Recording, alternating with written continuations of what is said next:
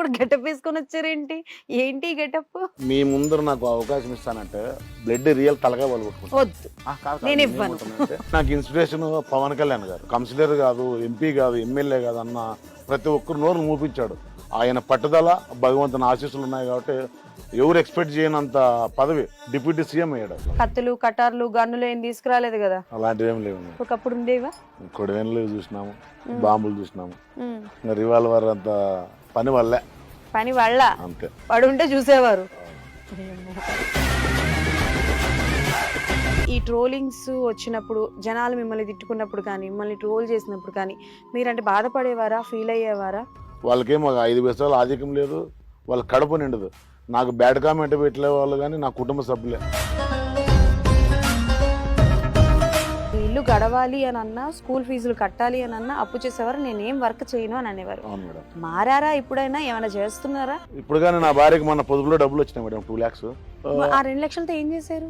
Dance school పెట్టా madam. Dance school and acting school studio పెట్టా. మీ పిల్లలకి ఏం కొనలా? అప్పులు తీర్చలా? తీర్చలే మేడం. ఈ 6.5 కోట్ల మంది మీ దగ్గరకు వచ్చి మీ కష్టం అంటే ఎవరైనా వచ్చి సహాయం చేస్తున్నారా? మీకు కష్టం అంటే మీ వెన్నంటి నించుంటున్నారా? పెద్ద సినిమాల్లో ఆఫర్ వస్తే డబ్బులు తీసుకోరా? ఛాన్స్ ఇస్తే చాలు మేడం, డబ్బులు దేవుడెరు. నాకు డబ్బులే వద్దు. బాలకృష్ణ గారితో సినిమా చేయాలి, పవన్ కళ్యాణ్ గారితో సినిమా చేయాలి, అల్లు అర్జున్ గారితో సినిమా చేయాలి. హాయ్ అండి, నమస్తే, welcome to buzz media. So బేసికల్గా ఇన్స్టాగ్రామ్ లో మనం అందరం చూస్తూ ఉంటాము, ఎంతో మంది ఎన్నో రకాలుగా అంటే లైక్ పాపులర్ అవుతూ ఉంటారనమాట.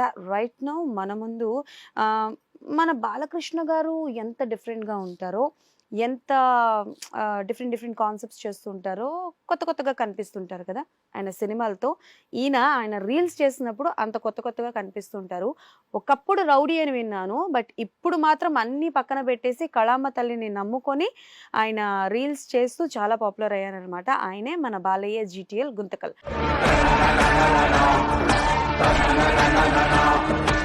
సో ఆయన మనతో పాటు ఉన్నారు, ఆయనతో మాట్లాడి చాలా విషయాలు తెలుసుకుందాం. హాయ్ బాలయ్య గారు, నమస్తే. మేడం నమస్తే మేడం. ఎలా ఉన్నారు? బాగున్నా మేడం. చాలా కత్తులు, కటార్లు, గన్నులు ఏం తీసుకురాలేదు కదా? అలాంటివి ఏం లేవు మేడం. లేవా? లేవు మేడం. ఒకప్పుడు ఉండేవా?